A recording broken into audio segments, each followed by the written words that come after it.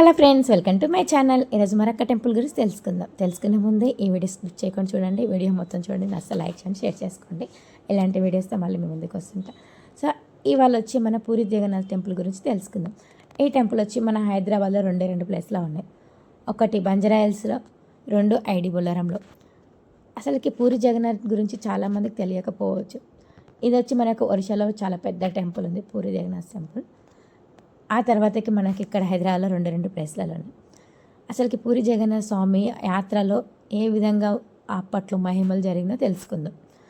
ఇంకా తెలుసుకునే ముందు మనకి ఇక్కడ మన ఐడి బొల్లారంలో అయితే పూరి జగన్నాథ స్వామితో పాటు మనకి అలా అమ్మవారిని, బింబాదేవిని, మన శివయ్యని, హనుమంతుని, గణపయ్యని అన్ని టెంపుల్స్ కూడా ఒకే దగ్గర దర్శనం చేసుకోవచ్చు.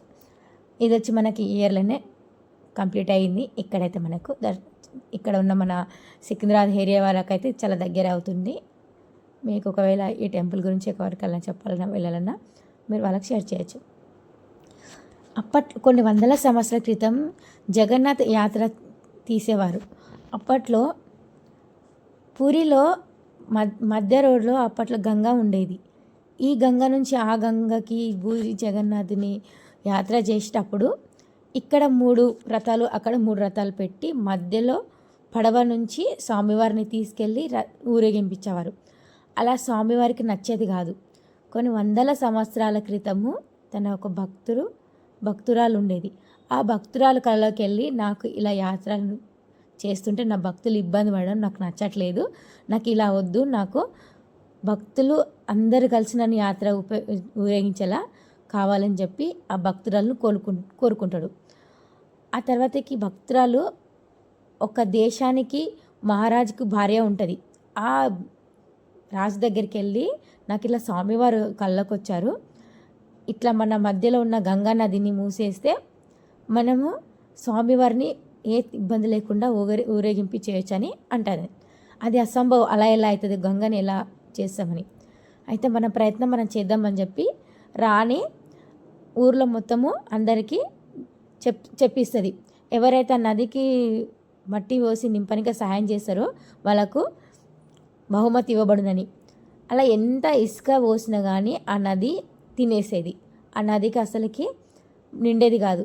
మళ్ళీ ఒకరోజు కళ్ళకు స్వామివారు వచ్చి, నన్ను భక్తితో చేస్తే ఆ పని కంప్లీట్ అవుతుంది, పైసలతో కాదు అని చెప్తారు. అప్పుడు మళ్ళా రాణి ఊరిలో అందరికీ ఇలా మళ్ళీ భక్తితో చేయాలని అందరికి చెప్తుంది. సో అందరు వచ్చి పైసలకు ఆశించకుండా భక్తితో చేస్తే ఆ గంగా నది నిండిపోతుంది.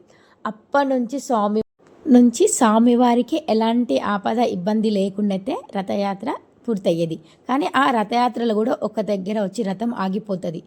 ఒక ముస్లిం కూడా మనకు భక్తుగా మన స్వామివారికి భక్తుడు ఉండదు. సలీ బేగం అని ఆ వందల సంవత్సరాల క్రితం మన జగన్నాథ్కి భక్తుడుగా ఉండేవాడు. ఒకరోజు గుడిలోకి వెళ్తుంటే నువ్వు ముస్లిం అని చెప్పి బయటికి తరిమేస్తారు. తను బాధతో ఏడ్చుకుంటూ పోయి ఇంట్లో పడుకుంటూ అనారోగ్యంతో, ఆ టైంలో రథయాత్ర కొనసాగుతుంటే ఒక దగ్గరికి వచ్చి ఆ భక్తుడు ఇంటి దగ్గరికి వచ్చి రథయాత్ర బంద్ అయిపోతాయి. ఎంత ఏనుగులతో ఎంత ఇది చేసినా అని 1 ఇంచు కూడా కదలదు. అప్పుడే భక్తుడు లేచి ఉరికొచ్చి స్వామివారిని దర్శనం చేసుకున్న మరుక్షణమే రథయాత్ర పూర్తవుతుంది. అదే విధిగా ఆ ముస్లిం భక్తుడు స్వామివారికి అలా భక్తుడుగా నిలిచిపోయారు. ఇదే అండి మన స్వామి పూరి జగన్నాథ్ చరిత్ర. ఇంకా చాలా ఉన్నాయి, నాకు తెలిసినంత వరకు చెప్పిన. మీరు ఒకవేళ ఎప్పుడైనా స్వామివారి రథయాత్రలో పాల్గొంటే మాత్రం కంపల్సరీ మీరు ఆ స్వామివారి సేవ చేసుకునే అదృష్టాన్ని కోల్పోవద్దు. ఇంకెప్పుడన్నా మీకు వీటి వీలైతే మాత్రం ఇక్కడ ఐడి బొల్లారం మన దగ్గర ఉంటుంది, ఈ టెంపుల్కి వచ్చి దర్శించుకోండి. ఇలాంటి వీడియోస్తో మళ్ళీ మీ ముందుకు వస్తే అంతవరకల్లా బాయ్. ఇంకా ఇలాంటి వీడియోస్ కోసం కావాలంటే నా ఛానల్ ఫాలో చేసుకోండి. నా వీడియోస్ మీకు ఎవరికైనా నచ్చినట్లయితే ఎవరితో వెళ్ళాలనుకుంటే మాత్రం కంపల్సరీ ఈ వీడియో షేర్ చేయండి.